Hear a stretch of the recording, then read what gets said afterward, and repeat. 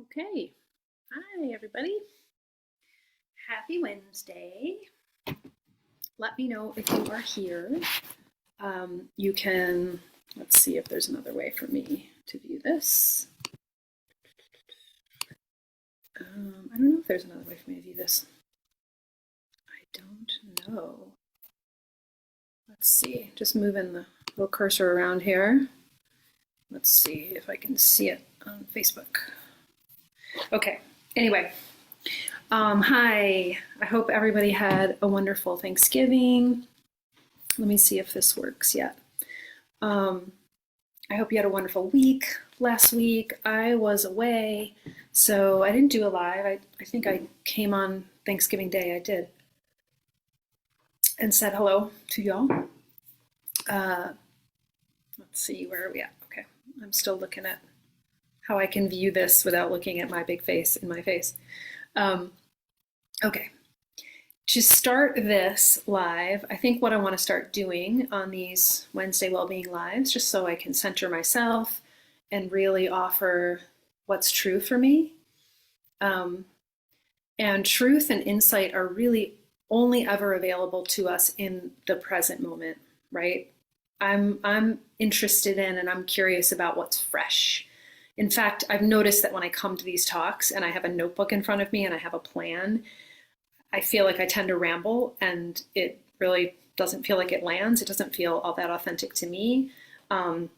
So this is based on, today's talk is based on an insight that came through yesterday or an understanding that finally landed for me. You know how you can hear things maybe 7, 8, maybe even 20 times, and they still live in this land of the mind or this land of the intellect of like, yeah, it's sort of conceptual.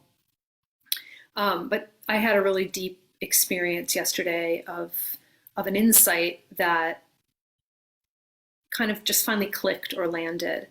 And a response that I got, I shared the insight, which I will share with you in a minute. And the response I got back from the teacher was really cool. He said, insight is really something that we already know. I hadn't thought of it that way. I always think of insight as like something that bubbles up from, in meditation, you get these creative ideas or you get these thoughts that come that feel like really resonant, right? Or that maybe cause you to take action. But his idea that it's something that you already know, it's something that already lives in you, it's alive in you, you just maybe haven't seen it yet, is really interesting to me. So I'd like to explore that a little bit in here as well. But how I want to start today is start off with that quote.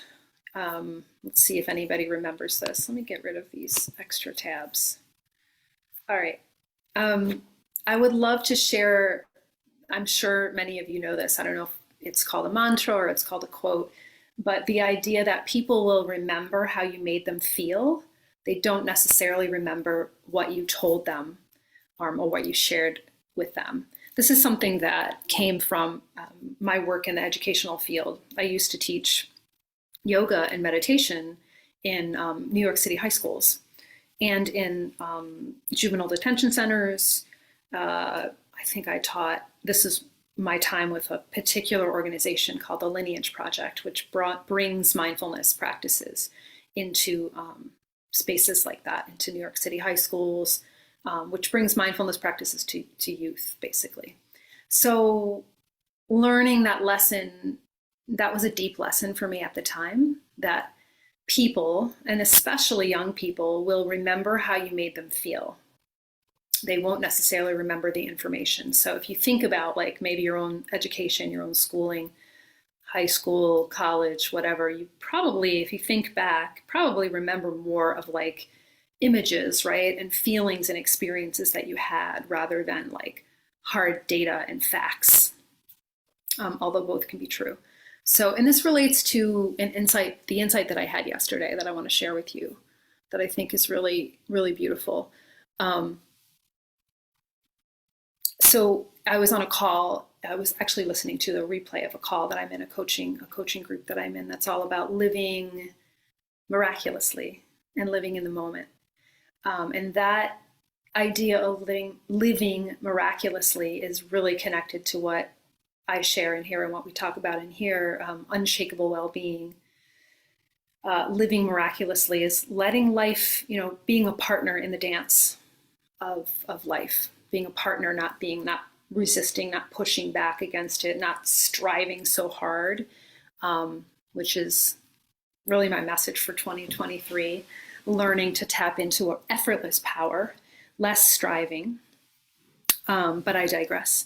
So what came through on the call and what was talked about that really helped spur this insight was that when we are, depending on the level of consciousness that we're living in, so think about that. If the word consciousness doesn't quite work for you, think of that as your state, your general state of being in that moment. Like, when you're frazzled, when you're running around, when you're maybe super distracted and you have 17 things that are on your mind and sort of pressing on you, that's the level of thought that you're living in, right? Think about that, or feel that, download that.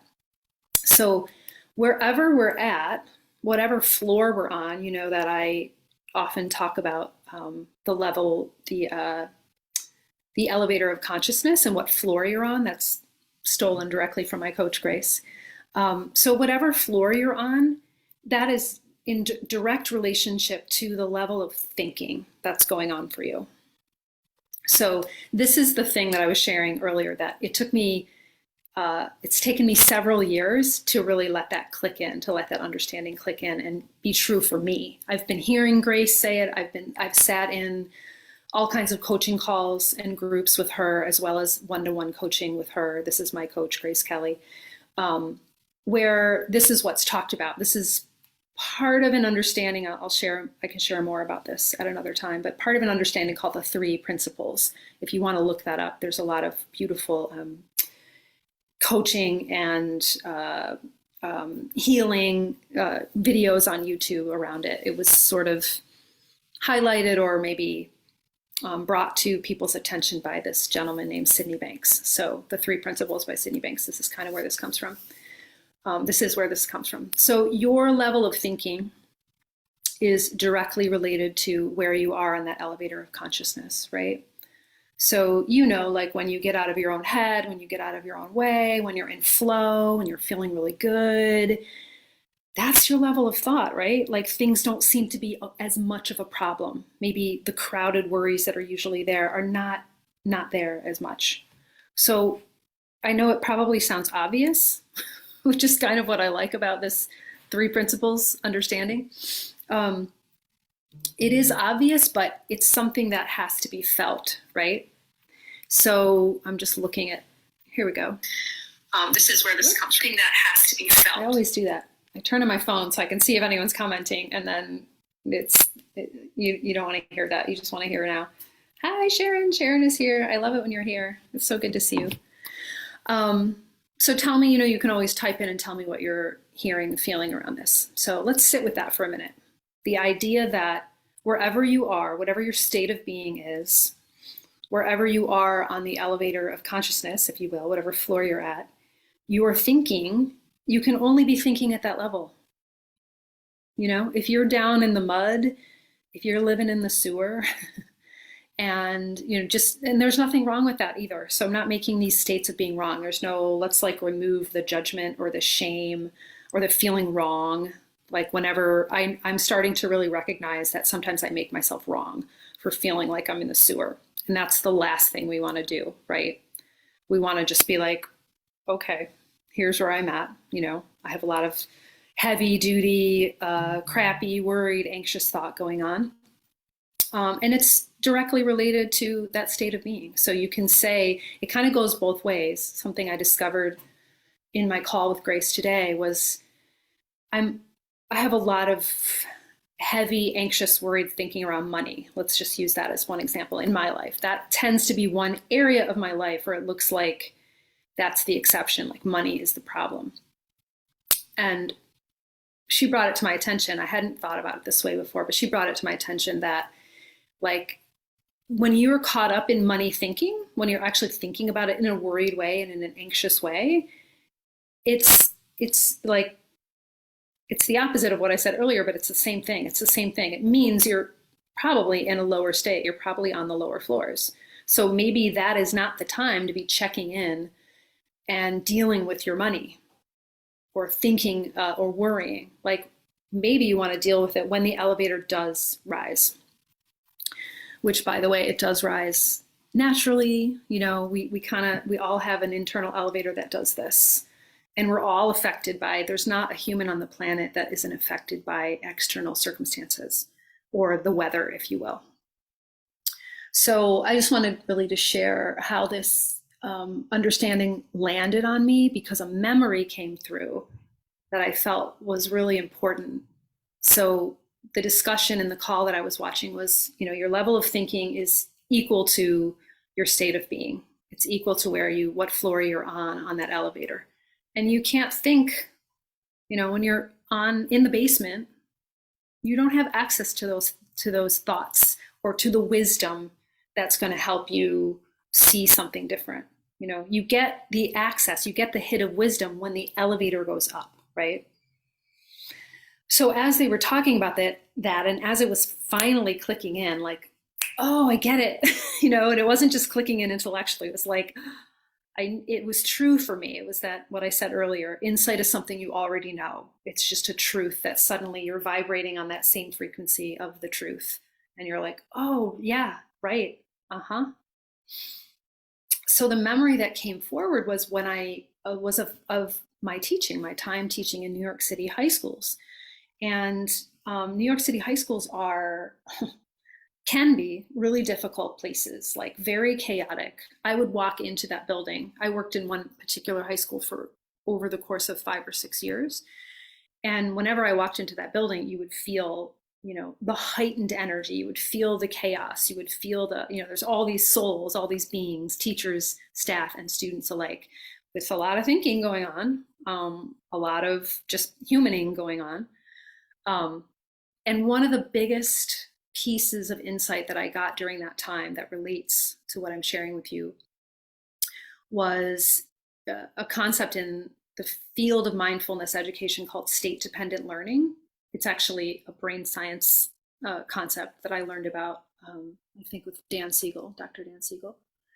So it's really obvious too, but you know, depending on the state that we're living in, we have more access to information when we're in, again, those higher levels of consciousness. And that's actually true from a brain science perspective.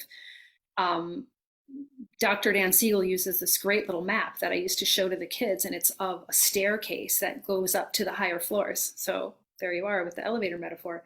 The staircase goes up to the higher floors that let in light, where there's more windows. And that's literally, you have more access to your higher, the higher consciousness part of your brain, the upper floor of your brain, versus just making a contrast here, but versus, you know, the lizard brain, which is about fear.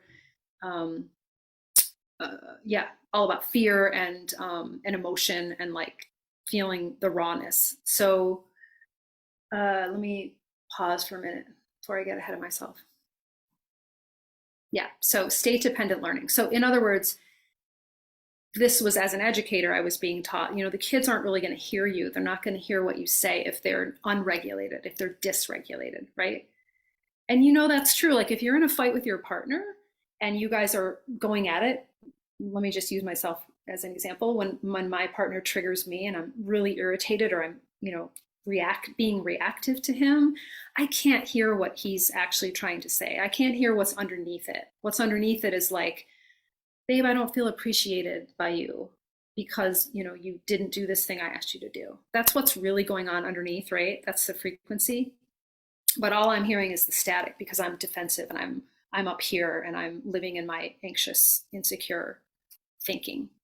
So state-dependent learning is the same thing. If somebody's dysregulated, if we're like, you know, hyper aroused, we're not going to receive that information. So the insight for me around your level of thinking is directly correlates to your state of being. I just remembered this understanding that when I would walk in the room, having meditated that morning, having really felt grounded and feeling like just really in my skin, right? Connected not disembodied, embodied. When I would walk into that school, I could float through any chaos. I could float through all the noise in the hallways. I could ride that elevator up to I think that we were on the third floor or fifth floor. I could walk in that classroom and I could hold the space for those students. So my state as well was super important, not just their state, but my state of being regulated. So it's really the same thing. And then I had access. I also had access to whatever did happen in that room, whatever did arise, like even if it was conflict, even if a kid was, teenagers are always testing you. So even if I was being tested, I had access to this higher self, this higher part of me that knew what to say, that knew to lay off, that knew to like just sit there and take a breath and smile at the kid, you know? So our level, that's really all I wanted to come on to say today. Our level of thinking is completely tied to our state of being. And that's not to say there's any judgment around that, right? But it's knowing that if you're having like a lot of worried thinking, and I'm bringing this to your attention because we're, moving into holiday time. We've been in holiday time already. And there's just a lot of noise in the world. There was Black Friday and Small Business Saturday and Cyber Monday, and there's like a lot of noise on the internet, and there's a lot of chaos in the world. But it's so much more easily navigable, right? From that state of those higher floors. So much easier to see your truth and hear your own voice. So that's really all I wanted to come on and say. To me, that felt like a piece of wisdom that I wanted to share. And taking me back to that memory was really powerful and precious. Like, oh, wow, I remember on those days where I was so, out of my skin and anxious. If I walked in there like that, like my cat sounding anxious there. If I walked in that room like that, then that is the experience that I would get reflected back. The kids it would just be more difficult to deal with them, right? Whether or not they were more anxious, I don't know, but it would be their my level of thinking around it would just be harder to get out of that experience of like intensity. Whereas there were some days where I could float through. Okay, Sharon, this resonates. My lower floor thinking has to do with food and weight. My higher floor can tap into what I really need emotionally. Right. Thank you. That's really great. Thank you for sharing that. Yeah, I actually hear a lot of women that I work with. So if I could just briefly address this, a lot of women I work with do talk about the weight issue, do talk about how worried they are that they've eaten something wrong or that they've eaten too much. And I just want to kind of across the board have us all look at, not too closely, but have us all look at the thinking behind anything that we're worried about as just thinking. Because you're going to experience yourself differently, right? You're going to experience how you feel about food and how you feel about your weight when you're on those upper floors. Really, like that's all the truth I'm going for today. You're going to experience it differently. And then that's where insight comes through. That's where you get the nudge. That's where you get the little piece of truth that says, think about it this way. That's where you get the perspective shift. The perspective shift and consequently the change in behavior, whatever that needs to be for you, specifically around food, the change of behavior is going to be so much easier, so much more graceful when you have that shift when you're in the upper floors, right? Rather than being like in the trenches of like, oh no, I did this again, or I did that again, or I don't like the number on the scale, or I ate too much ice cream the other night, whatever it is, that's all worried thinking that really doesn't do anything but keep you in the spin, in the muddle. Tell me if that's making sense. And thank you for sharing that, Sharon. And my cousin is here. Hey, Kim. How are you? So tell me what you hear. Love that you are both here. Thank you so much. Hope you all had a beautiful holiday, Thanksgiving. Funny, but we're talking about food because that could be an area that one could go to, around the holidays. There's a lot of food. There's a lot of eating. There's a lot of this experience for all of us, like, oh no, I'm not supposed to eat that. Oh no, I can't eat that. Can we live? Can we start to experience that as thinking and as scaring ourselves? That's another thing. So maybe that's next week. I'll bring that in next week. It's a whole different topic. But there is a way in which we use our thinking against ourselves and we scare ourselves. And my coach likes to say, Amy, you have a gun to your head. Take the gun away first, and then we're going to see what's there. All right. So back to just the overall general idea of this live is your thinking is directly related to your state of being. Hello, Kalapa. And your cat getting right up there. Hello, buddy. So love you all. Thank you for watching. And we will go deeper in this soon. All right. And before I hop off, I want to say thank you all for being here. If there's anyone that you know could utilize or be uplifted by being in a community like this, by being in the sisterhood, we call it, and by mindfulness practices, and please let them know. All you have to do is click on, there's a little invite button at the top, I think on the right hand side of the Facebook page. It's got a plus sign. So feel free to invite other women into this group so we can have even deeper, richer conversations. And that's all for today. Thanks, everybody. Bye.